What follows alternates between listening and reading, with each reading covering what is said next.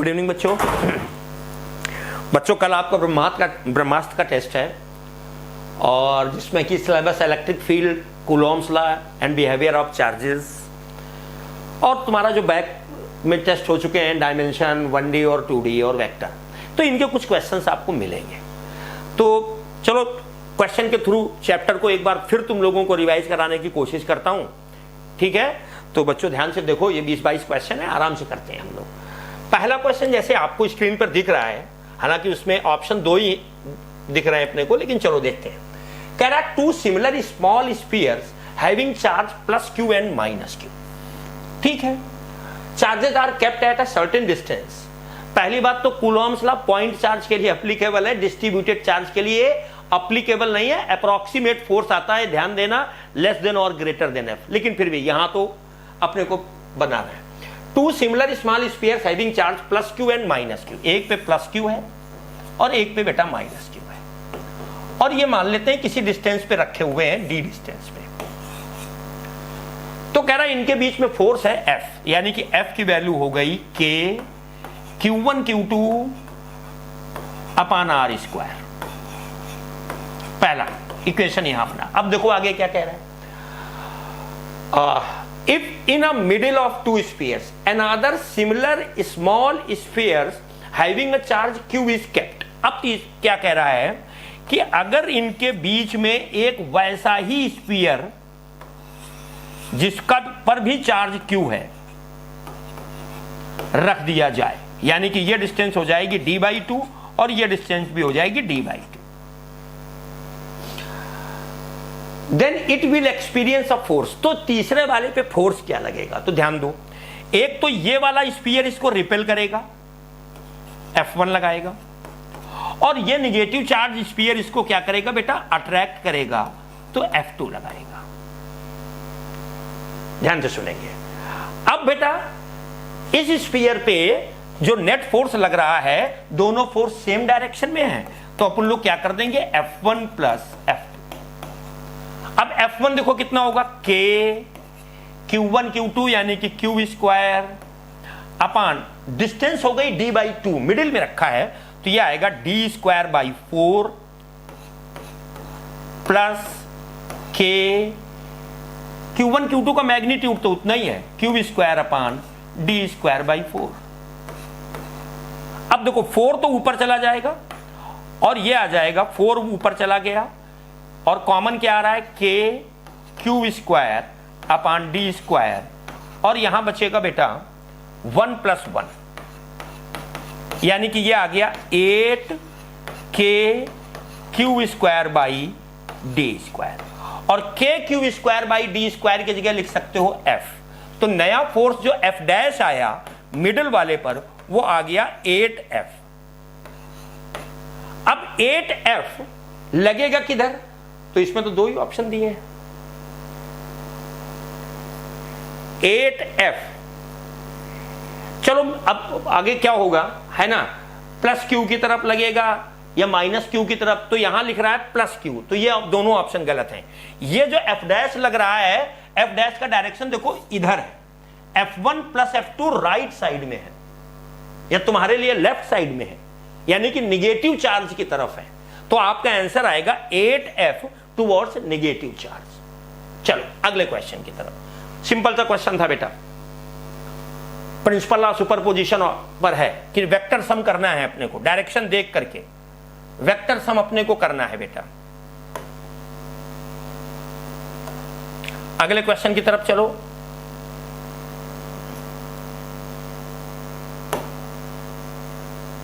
हाँ चलो बेटा, question number 2। 2 equally charged identical metal sphere A and B repel each other with a force F. The spheres are kept fixed with a distance R between them. A third identical but uncharged sphere, पहले बनाते हैं, जो कहता जा रहा है बेटा वो करते जाओ। कह रहा है 2 स्फीयर हैं, एक A है और एक B है। अब ध्यान से दो, A and B repel each other, यानी कि दोनों पर सेम चार्ज है, repel each other with a force F.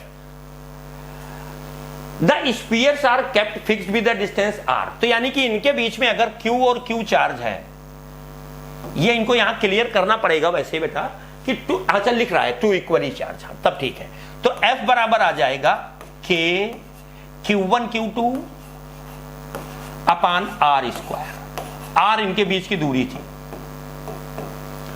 अब अगले पार्ट में बोल रहा है बट कह रहा a third identical but अनचार्ज sphere C is brought in contact with A, यानी कि पहले उसको A के साथ टच कराया, तो जब टच कराया तो A और जो तीसरा वाला बॉडी जब टच हो गई तो ये एक बॉडी बन गई। इस बॉडी पर टोटल चार्ज क्या हुआ Q, क्योंकि तीसरा वाला अनचार्ज है। फिर क्या किया इन्होंने, and then placed at the mid point of line joining A and B, ठीक है। The magnitude of net elect, देखो अब क्या किया, C को इससे टच कराया, C और A को आपस में टच कराएंगे, तो बेटा अब इस सिस्टम पे टोटल चार्ज होगा Q, क्योंकि ये अनचार्ज है और ये चार्ज है। अब जब इनको अलग करोगे तो भाइयों की तरह बंटवारा होगा, आधा आधा चार्ज बांट लेंगे, यानी कि अब A पर चार्ज आ जाएगा Q/2, B पर तो भैया वही चार्ज है Q, और C पर चार्ज भी आ गया Q/2, और अब इसको रखा है उन्होंने R/2 और R/2 पे। अब कह रहा है C पर नया फोर्स बताओ कितना होगा, C पे नया फोर्स बताना है, ठीक है निकालो। C को क्या होगा बेटा, ये वाला इधर रिपेल करेगा F1 और ये वाला इधर रिपेल करेगा F2, यानी कि दोनों फोर्स अपोजिट डायरेक्शन में हैं, तो नेट F जो आएगा वो F1 या जो बड़ा है उसमें से छोटा घटा दोगे, तो यहां देखो F force directly proportional to the magnitude of charges है, तो यहां पर Q और Q/2 है, तो यहां मैग्नीट्यूड ज्यादा है, तो यानी कि नेट फोर्स जब निकालोगे तो F2 माइनस F1, F2 इन दोनों के बीच का फोर्स है, तो यानी कि K Q/2 और इंटू Q यानी कि और R/2 का square, K Q1 Q2/R।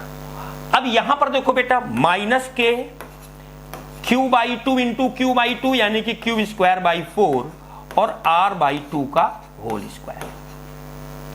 Common क्या आ रहा है देखो बेटा, नया F डैश निकाल रहे हैं, तो अब बेटा कॉमन लेते हैं जब अपन लोग, तो क्या कॉमन आएगा, K Q² अपान R², यहां 4 ऊपर चला जाएगा तो ये आएगा 4/2, यहां भी 4 ऊपर जाएगा तो -4/4, इट मीन्स ये तो 1 हुआ और ये 2 हुआ, तो ये आ जाएगा K Q²/R² कॉमन ले लिया था, तो बाद में फोर्स क्या आ जाएगा, K Q²/R²। आप आंसर देख सकते हो क्या आया बेटा, F। जो पहले था, जो इन दोनों के बीच में लग रहा था, उतना ही फोर्स C पर भी लग रहा है, ये फोर्स तुमने C पे निकाला है। अंतर क्या था, पहले टच कराया फिर अलग किया, तो चार्ज इक्वली दोनों ने, क्योंकि सिमिलर है तो आधा आधा बांट लेंगे, यहां रख दिया, इस पे नेट फोर्स निकालना था। अगले क्वेश्चन की तरफ बढ़ जाते हैं बेटा, चलो क्वेश्चन नंबर 3, कह रहा charge Q is placed at the each of 2 opposite corner of a square. भाई चलो बना लो, कैपिटल Q चार्ज अलग अलग कॉर्नर पर है, मतलब इस पे कैपिटल Q है, या इस पे बना लो, इस पे कैपिटल Q है और इस पे कैपिटल Q है, और square. A charge Q is placed at the each of, और स्मॉल q दोनों अलग अलग वाले पर है, ठीक है, corner. If the resultant force on the capital Q is 0, ठीक है, तो अपने को रिलेशन बताना है। अच्छा चलो ठीक है, मान लेते हैं कि ये जो स्क्वायर बनाया है इसकी साइड R है, इस पर नेट फोर्स 0 है, तो देखो इस पर लगेगा कौन कौन सा फोर्स, एक तो ये दोनों बेटा रिपेल करेंगे F1, एक ये दोनों भी रिपेल करेंगे F2, और F1 और F2 के मैग्नीट्यूड बराबर होंगे, क्योंकि दूरियां भी बराबर है, नहीं हाँ, और मैग्नीट्यूड क्या होगा, K Q1 Q2 अपान R²। अगर इन दोनों का मैग्नीट्यूड बराबर है तो इनका रिजल्टेंट एकदम बीच में आएगा, यानी कि F डैश। चूंकि दोनों फोर्स परपेंडिकुलर हैं तो एफ डैश की वैल्यू आ जाएगी under root F1 square plus F2 square plus 2F1 F2 cos of angle 90 cos 90 zero. तो ये बच जाएगा F1 रूट 2 या F2 रूट 2, यानी कि F डैश की वैल्यू आ गई K Q by R square into root 2। अब देखो इस पे एक फोर्स और लगेगा और वो लगेगा ये वाला चार्ज इसको रिपेल करेगा F3, और ये दूरी R है और ये दूरी R है, तो ये दूरी होगी R under root 2 Pythagoras theorem से। तो F3 निकालोगे तो F3 आएगा K Q इंटू Q यानी कि capital Q square upon R square और रूट 2 यानी कि 2R स्क्वायर। F3 और F डैश देखो बेटा सेम डायरेक्शन में है, तो नेट फोर्स आ जाएगा F3 प्लस F डैश और इसको कर दो जीरो। क्या आ जाएगा? F3 की जगह लिख देंगे K Q square by 2R square और F डैश की जगह लिखेंगे K Q into Q R square root 2 और बराबर जीरो, क्योंकि वो कह रहा है इक्विलिब्रियम में। कॉमन क्या आ रहा है? कॉमन आ रहा है K Q अपान R स्क्वायर। यहां बचेगा बेटा Q बाई 2 और यहां बचेगा Q रूट 2 बराबर जीरो। ये सब जीरो हो जाएगा, इसका मतलब Q बाई 2 और Q रूट 2 बराबर जीरो। तो कैपिटल Q बराबर क्या आएगा बेटा? Minus 2Q root 2। Capital Q बराबर माइनस 2 रूट 2 Q, यानी कि कौन सा ऑप्शन दिख रहा है बेटा? D option correct. चलो आगे बढ़ जाओ, ठीक क्वेश्चन है बेटा। हाँ,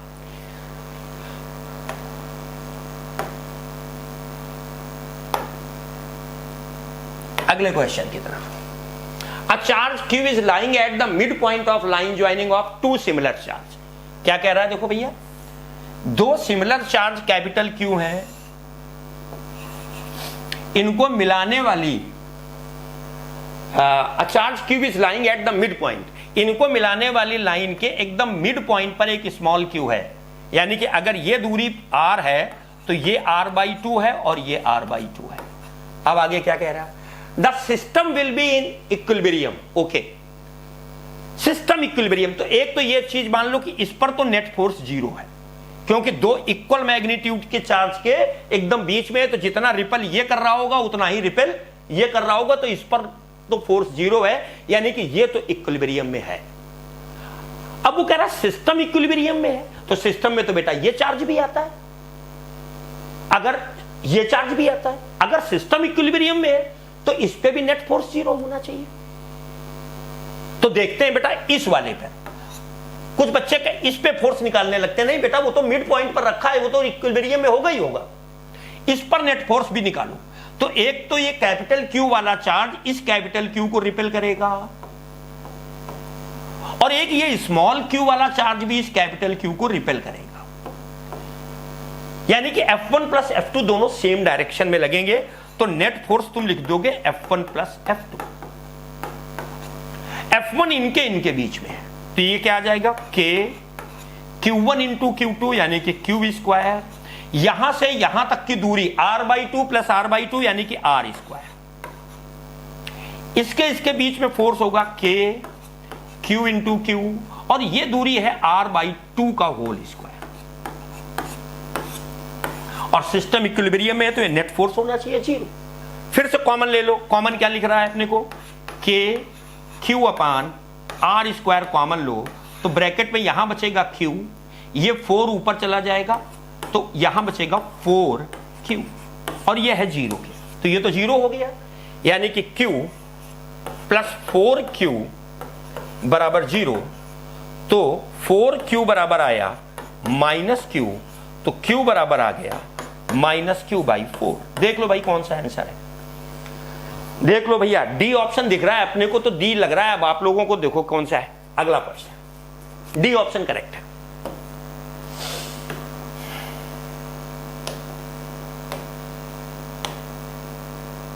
चलो बच्चों,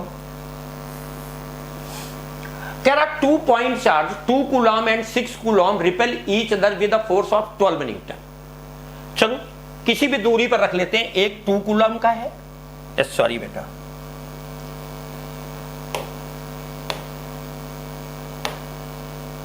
हाँ, एक 2 कूलम का चार्ज है और एक कितना है 6 कूलम का। ये r दूरी पे रखे हैं तो इनके बीच में फोर्स कितना है 12 न्यूटन। तो निकाल ले यार। F बराबर लिखेंगे K Q1 into Q2 2 into 6 by R square. और ये F की वैल्यू दे रखी है इन्होंने 12 भी तो दे रखी है ना, हाँ, तो 12 और ये आ जाएगा 12 KR स्क्वायर, यानी कि 12 से 12 cancel, K by R square की वैल्यू 1। चलो इक्वेशन 1। अब आगे क्या कह रहा है बेटा कि if a charge of -4 coulomb is given to the each of these charges, अगर -4 इसको दोगे तो चार्ज तो एडिटिव इन नेचर है, स्केलर क्वांटिटी है, तो यानी कि इस पे -4 दे दिया और इसको भी -4 दे दिया, तो क्या बचेगा यहां -2 माइक्रो कूलम। पहले वाले पे आ जाएगा -2 माइक्रो कूलम और दूसरे वाले पर आ जाएगा 2 कूलम प्लस का। देखो पहले ये फोर्स तो रिपल्सिव था क्योंकि सेम थे, अब यहां चार्ज हो गया अपोजिट, तो पहली बात तो अट्रैक्टिव फोर्स होगा, यानी कि बी और सी में से कोई एक आंसर होने वाला है। अब अट्रैक्टिव फोर्स होगा कितना, F dash is equal to K, और यहां कितना मामला बन जाएगा भाई 2 into 2 by R square. K by R square की वैल्यू 1 है, तो F डैश बराबर क्या आ गया 4 न्यूटन, और अपोजिट नेचर का चार्ज है तो अट्रैक्टिव हो जाएगा, यानी कि option B is the right. चलो बेटा अगले क्वेश्चन की तरफ चलते हैं भाई।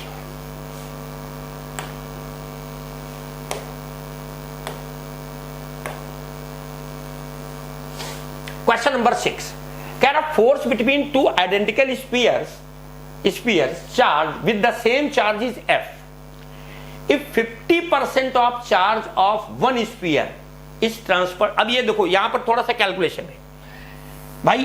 पहले क्या कर रहा है 2 identical spheres having the same charge, यानी कि एक स्पीयर और दोनों पर सेम चार्ज है और इनके बीच में फोर्स है F, ये दूरी R है, तो F बराबर लिखोगे K Q square by R square.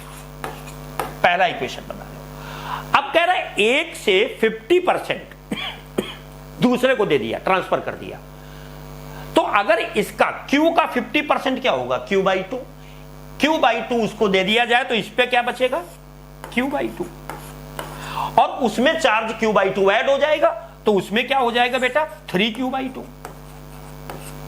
और इनके दूरी बीच की क्या है R।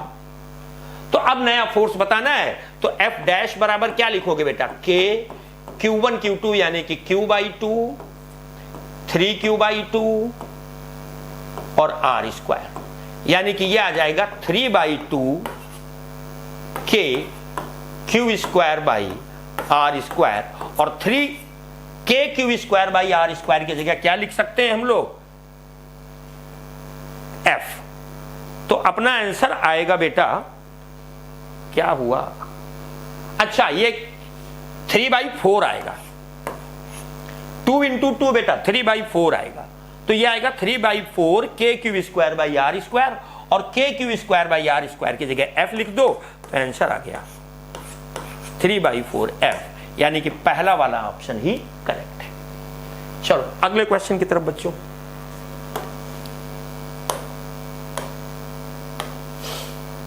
हाँ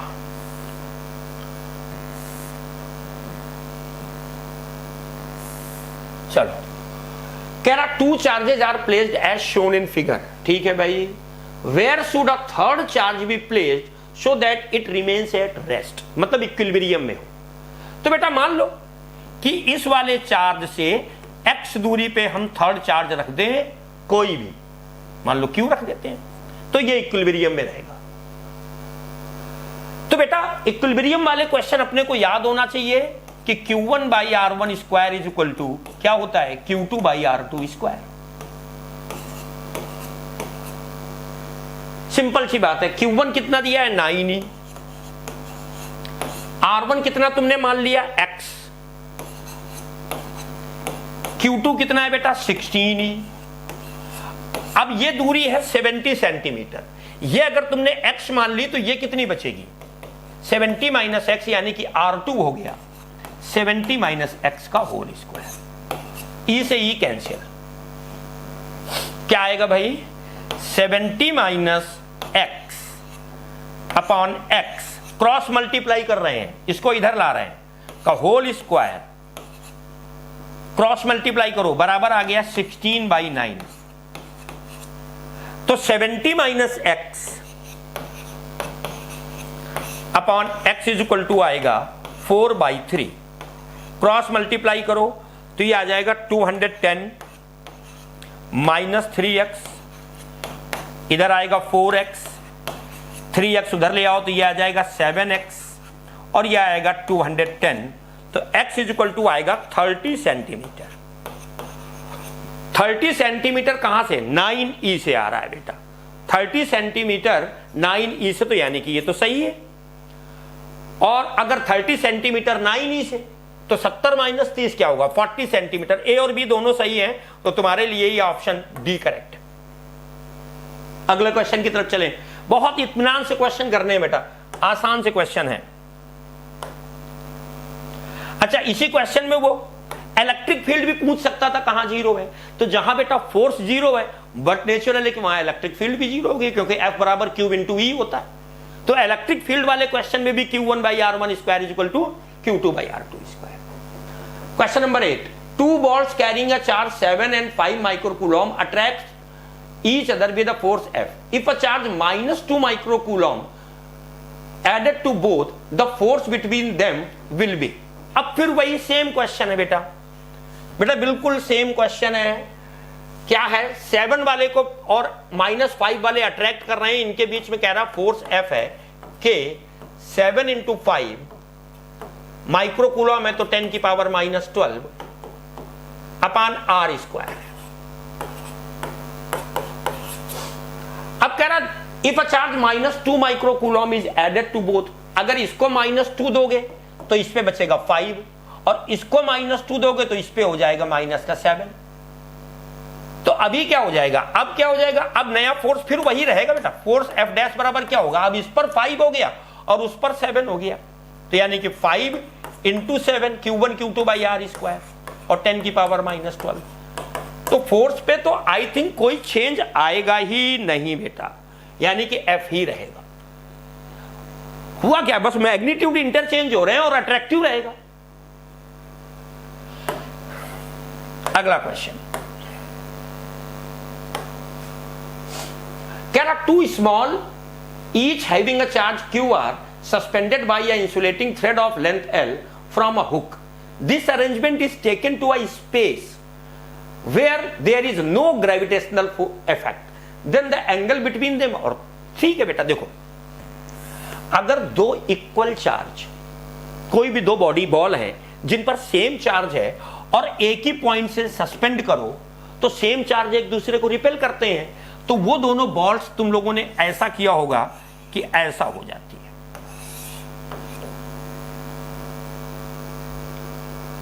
अगर इनके बीच की डिस्टेंस ये R है और ये एंगल अपन लोग मान ले थीटा, तो ये एंगल भी बेटा क्या होगा थीटा। अब इसमें टेंशन लग रहा होगा T, तो T के दो कंपोनेंट आएंगे, एक कंपोनेंट आएगा T cos थीटा और बॉल का वेट mg नीचे लग रहा होगा। T का एक कंपोनेंट आएगा T sin थीटा, और T sin थीटा जो इन दोनों बॉल्स के बीच में रिपल्सिव फोर्स लग रहा होगा F, उसके बराबर होगा। अगर ये बॉल्स इक्विलिब्रियम में हैं तो तुम लोग लिख देते हो T sin थीटा बराबर F और T cos थीटा बराबर mg, फिर दोनों को डिवाइड कर लेते हो। अच्छा, यहां पर T भी पूछ सकता था कि टेंशन बताओ इसमें कितना होगा, तो अगर टेंशन पूछे तो क्या करो, स्क्वायर करके ऐड कर दो, T square sin square theta plus T square cos square theta बराबर F square plus mg square, तो T बराबर √F square plus mg square. फिलहाल तो यहां पूछ रहा है कुछ और, तो अगर हम डिवाइड करें तो tan थीटा बराबर आएगा बेटा F/mg। अब ध्यान से देखो, जब तुम बॉडी को लेके जाते हो स्पेस में, फ्री स्पेस में, there is no gravitational effect, तो बॉडी का वेट हो गया 0, बॉडी का mg क्या हो गया 0।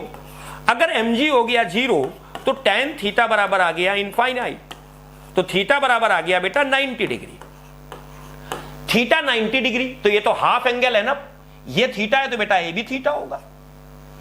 तो ग्रेविटी फ्री स्पेस में ले जाओगे तो दोनों में ग्रेविटेशनल फोर्स खत्म हो जाएगा लेकिन रिपल्शन बचेगा, तो दोनों के बीच में एंगल कितना बन जाएगा 180 का, इधर भी 90 और उधर भी 90, देखो थीटा 90 आ रहा है, तो दोनों थ्रेड के बीच का एंगल कितना होगा, एंगल उनके बीच का हो जाएगा 180। पहली बात तो ये क्लियर। अब उनके बीच में फोर्स, तो अगर इस धागे की लंबाई उन्होंने कुछ दे रखी है, क्या देख लो भाई, हुक L, तो अब क्या होगा बेटा, एक बॉल ये और एक बॉल ये, इस वाले धागे की लंबाई भी L है और इस वाले धागे की लंबाई भी L है, तो दोनों बॉल्स के बीच की डिस्टेंस हो गई 2L। तो नया फोर्स क्या होगा F dash 1/4 pi epsilon not Q1 into Q2 यानी कि Q स्क्वायर अपॉन 2L का होल स्क्वायर यानी कि 4L स्क्वायर। पहला ही ऑप्शन करेक्ट है बेटा, इसका पहला ही ऑप्शन, 9th का पहला ही ऑप्शन करेक्ट है। चल अगले बढ़ जाते हैं। अगला क्वेश्चन देखो, कह रहा 4 point charge each are placed at a corner of a square ABCD of side 10 cm as shown in the figure. The force on a charge of 1 microcoulomb placed at the center of a square. अच्छा question है, यहां पर हमको force निकालना है, तो चाहो तो यहां पर इलेक्ट्रिक फील्ड भी पूछ सकता है, तो इलेक्ट्रिक फील्ड का direction more positive to less positive या पॉजिटिव टू निगेटिव, इसकी वजह से ऊपर होगी, इसकी वजह से नीचे होगी, बराबर होंगी, ये दोनों कैंसिल हो जाएंगे। इलेक्ट्रिक फील्ड निकालो ना भाई, इलेक्ट्रिक फील्ड यहां पर कोई चार्ज नहीं है, 1 कूलॉम चार्ज रखा है, इलेक्ट्रिक फील्ड का डायरेक्शन होता है पॉजिटिव से निगेटिव, यानी कि ये E1, यहां भी पॉजिटिव से निगेटिव ये E2, दोनों इलेक्ट्रिक फील्ड हैं अपोजिट डायरेक्शन में और मैग्नीट्यूड बराबर होगा क्योंकि E बराबर होता है K Q square by R square.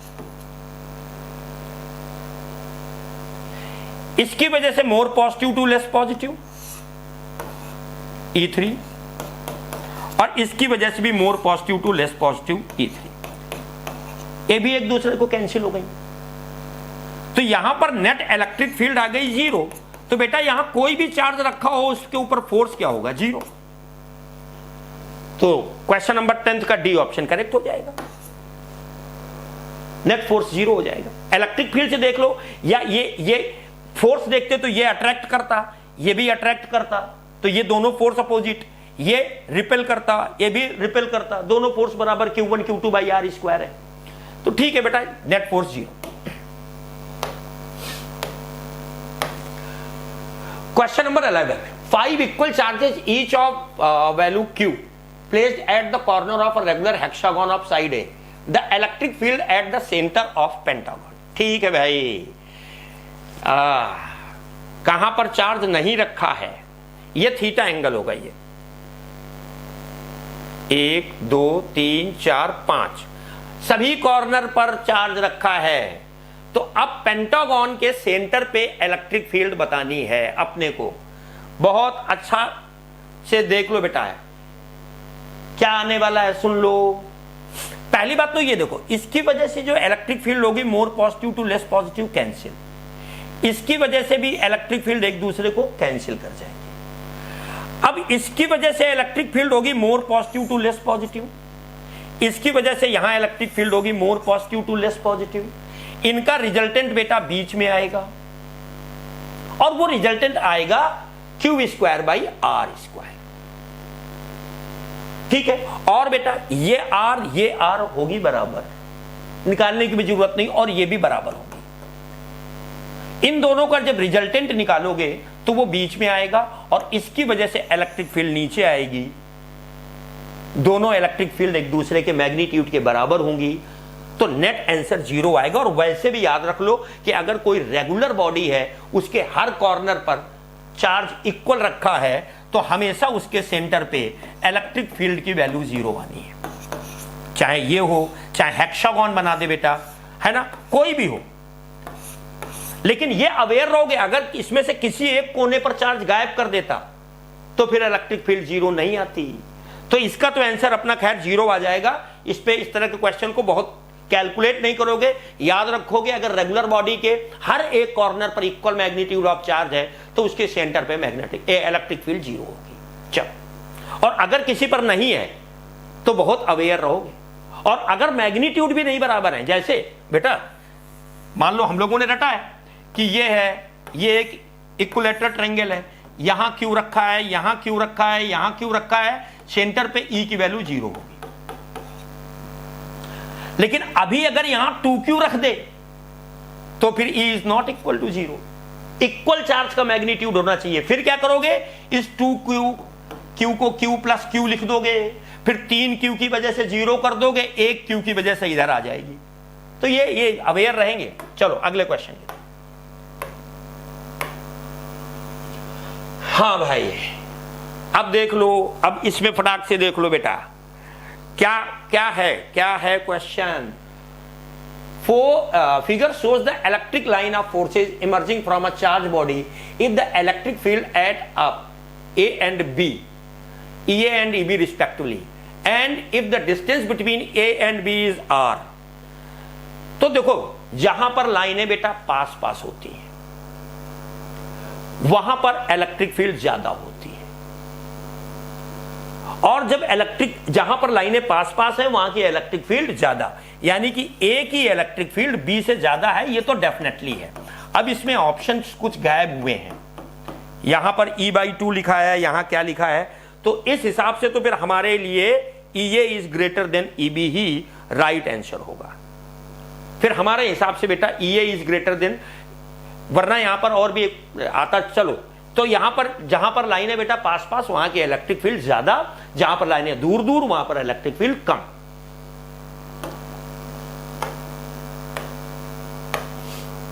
चलो बच्चों, फिर इलेक्ट्रिक लाइन ऑफ फोर्सेस जल्दी से देखो। इसमें कह रहा which one of the following pattern of electric line of forces is not possible. तो देखो बेटा, पहली बात ये सही है भाई, यूनिफॉर्म डिस्ट्रीब्यूटेड चार्ज की वजह से, जैसे कोई एक पॉजिटिव चार्ज प्लेट है जिसकी चार्ज डेंसिटी सिग्मा है, तो इसके लिए ये line electric line of forces होगी। ये किसी पॉइंट चार्ज की वजह से, कोई पॉइंट पॉजिटिव चार्ज है, ये लाइनें निकलेंगी और इनफाइनाइट तक जाएंगी। ये भी पॉइंट चार्ज की वजह से, ये भी सही है, पॉसिबल है। इलेक्ट्रिक लाइन ऑफ फोर्सेस कभी भी क्लोज लूप नहीं बनाती हैं।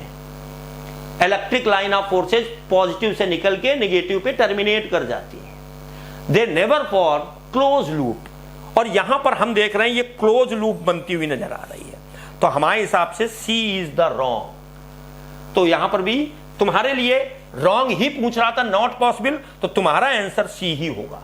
ठीक है बेटा।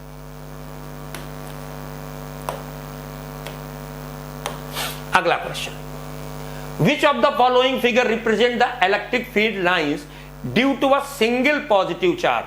बिल्कुल अभी हमने बात की, पॉजिटिव चार्ज से लाइन निकलती है और कहां जाती है, इनफाइनाइट तक। निगेटिव चार्ज पे इनफाइनाइट से आती हैं, तो ये पॉजिटिव नहीं हो सकता, ये तो निगेटिव है। ये कह रहे हैं पॉजिटिव चार्ज है। अगर पॉइंट चार्ज कह रहा है, single positive charge point charge, तो बेटा पॉइंट चार्ज की वजह से इलेक्ट्रिक फील्ड नॉन यूनिफॉर्म होगी, KQ/R²। यहां पर इलेक्ट्रिक फील्ड यूनिफॉर्म दिख रही है, तो ये भी रॉन्ग हो गया, और ये भी तो मतलब अपना लिए क्वेश्चन नंबर 14 का ए आंसर ही सही है।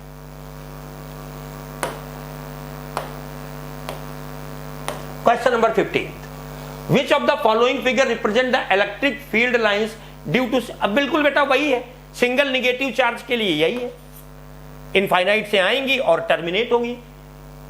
ये तो निकल के इनफाइनाइट तक जा रही है, तो ये तो पॉजिटिव होना चाहिए। और ये यूनिफॉर्म इलेक्ट्रिक फील्ड है, तो सिंगल चार्ज के लिए फील्ड नॉन यूनिफॉर्म होती है। यहां सब यूनिफॉर्म दिख रही है, ना मैग्नीट्यूड चेंज हो रहा है ना डायरेक्शन, तो अपन लोग कुछ बात नहीं कर सकते, ये दोनों ही भी रॉन्ग है।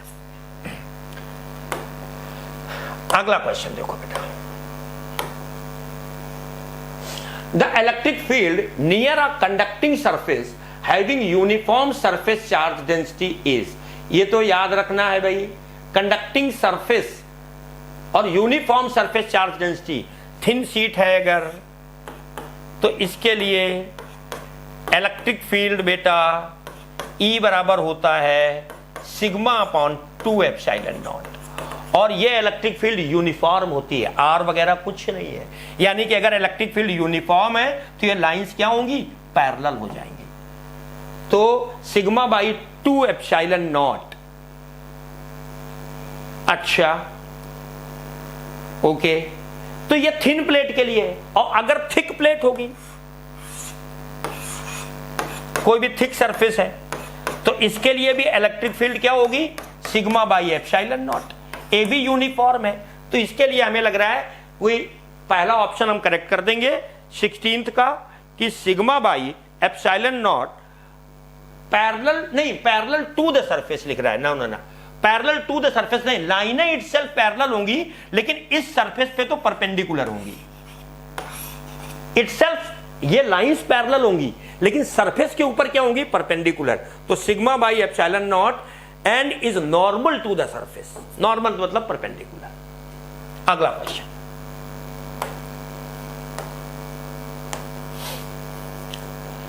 The electric field at a distance 3r/2 from the centre of a charge conducting spherical cell.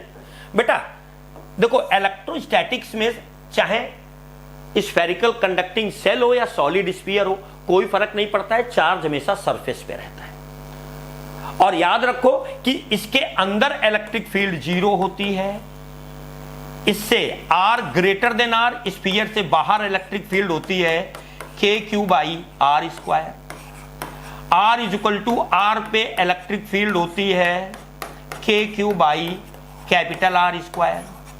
और अंदर 0 होती है। E और R का जो ग्राफ है बेटा वो ऐसा आता है, यहां तक 0, सेंटर तक 0, और सेंटर पर मैक्सिमम, और सेंटर से सरफेस तक 0, सरफेस पे मैक्सिमम, और उसके बाद ये। अब क्वेश्चन पर आ जाओ। कह रहा था electric field at the distance 3r/2 from the centre of a charge conducting sphere of shell of radius r is E। 3r/2 का मतलब 1.5r, इसका मतलब ये स्फीयर से बाहर है, स्फीयर से बाहर इलेक्ट्रिक फील्ड E है। The electric field at a distance r/2 from the centre. r/2 मतलब कहां आ गए, स्फीयर के अंदर, और स्फीयर के अंदर इलेक्ट्रिक फील्ड क्या होती है, 0। तो बेटा इसका तो 17th का तो पहला ही ऑप्शन हमको करेक्ट लग रहा है। चलो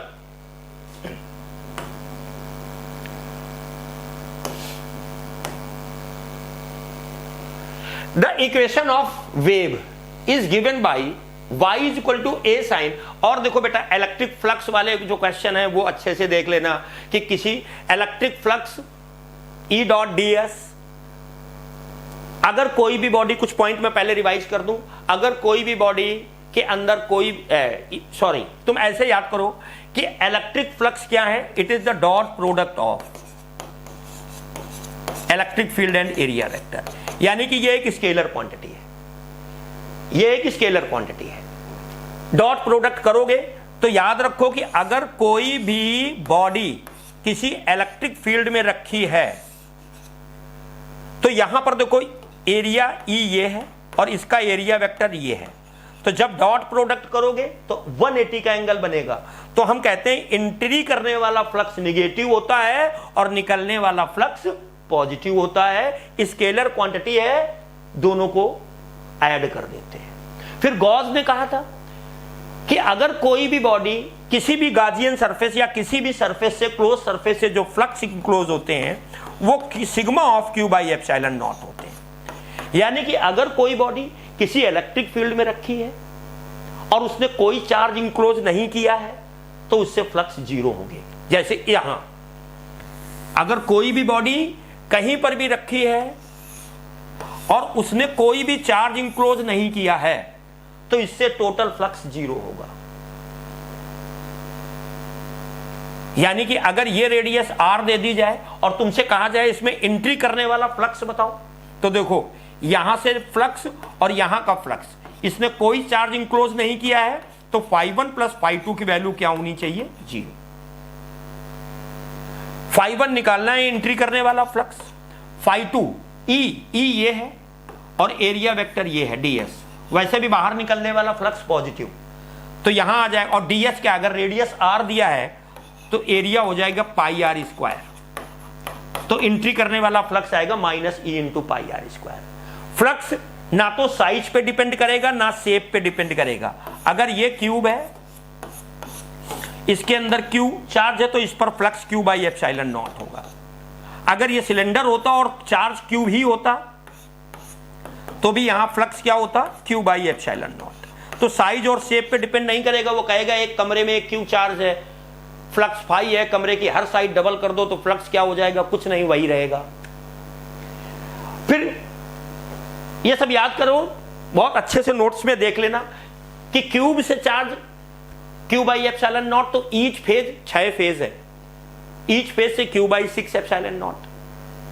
चार्ज कॉर्नर पर रखा है तो वो 8 क्यूब के अंदर आता है, तो एक क्यूब से Q/8। चार्ज अगर यहां सिलेंडर के सरफेस पे रख दिया जाए, ये सब बहुत ध्यान से देखना है बेटा, अगर सरफेस पे रखा है यहां, अब पूछ ले तुमसे कितने फ्लक्स इंक्लोज होंगे, तो क्या करोगे? अभी ये फ्लक्स ना तो बॉडी के अंदर है और ना ही बाहर, तो यहां पर इसको इंक्लोज करने के लिए एक सिलेंडर और रखना पड़ेगा। तो इन 2 सिलेंडर से मिलकर फ्लक्स होगा Q/ε0, तो एक सिलेंडर से हो जाएगा Q/2ε0। लेना बेटा फ्लक्स के बारे में। और अब चलो तुम्हारा डायमेंशन के भी कुछ क्वेश्चन आने हैं। तो omega is the angular velocity and v is the linear velocity, dimension of k पूछ रहा है। तो देखो बेटा, साइन और कॉस के अंदर कोई भी चीज लिखी हो वो हमेशा डायमेंशन लेस, क्योंकि ये एंगल है। एंगल क्या होता है? Arc upon radius, length upon length, ये डायमेंशन लेस होगी। तो यहां पर बेटा जो डायमेंशन ऑफ x, अच्छा, और सेम फिजिकल क्वांटिटी घटाई या ये डायमेंशन लेस होना है। तो डायमेंशन किसकी बतानी है? डायमेंशन बतानी है k की। तो देखो y बराबर क्या होगा? a sine omega x upon v is equal to minus omega k। इसका मतलब ओमेगा इंटू k की डायमेंशन 1 होनी चाहिए, ये डायमेंशन लेस होना चाहिए। तो डायमेंशन ऑफ k आ जाएगा 1 अपॉन ओमेगा, और ओमेगा होता है 2 पाई अपॉन t, तो ये आ जाएगा t अपॉन 2 पाई। तो बेटा k का डायमेंशन आ जाएगा t। I think second is the right answer बेटा। साइन कॉस कुछ भी लिखा हो इसके अंदर, वो डायमेंशन लेस होगा। अगला क्वेश्चन क्या है? The equation of state of some gases can be, van der Waals equation दिया है। तो बेटा इसमें अपने को डायमेंशन बतानी है, where P is the pressure, V is the volume, T is the absolute temperature and A, B and R are the constant, the dimension of A। तो याद रखो बेटा, सेम फिजिकल क्वांटिटी ही जोड़ी या घटाई जा सकती है। तो यानी कि A अपॉन V स्क्वायर किसमें जोड़ा गया है? प्रेशर में। तो इसका मतलब है कि A अपॉन V स्क्वायर की डायमेंशन प्रेशर की डायमेंशन के बराबर होगी। A अपॉन V स्क्वायर का जो डायमेंशन है, it is equal to the dimension of pressure, और प्रेशर होता है force upon area ml-1 t-2। तो A की डायमेंशन क्या आ जाएगी? ये V वॉल्यूम है, ml-1 t-2, और वॉल्यूम का स्क्वायर यानी कि L की पावर 3 का स्क्वायर यानी कि L की पावर 6, और पावर्स क्या होंगी? ऐड हो जाएंगी। तो आई थिंक आना चाहिए आंसर ml की पावर 5 t की पावर -2। पहला ही ऑप्शन अपने को दिख रहा है सही। चलो आगे बढ़ते हैं।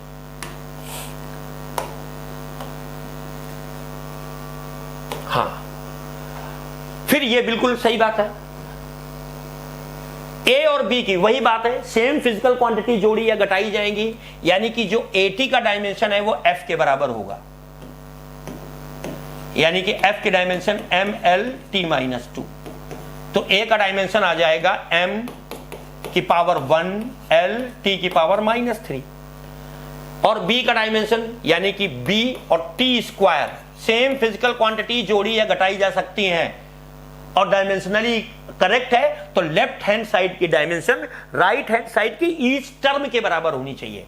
तो यानी कि इसकी डायमेंशन भी इसके बराबर होनी चाहिए। तो फोर्स की डायमेंशन MLT-2, तो ये आ जाएगा B की डायमेंशन आ जाएगी MLT की पावर -4। पहला ही ऑप्शन दिख रहा है, देख लो बेटा, first is the right answer, first is the right answer. अगले क्वेश्चन की तरफ चलो बेटा, 21।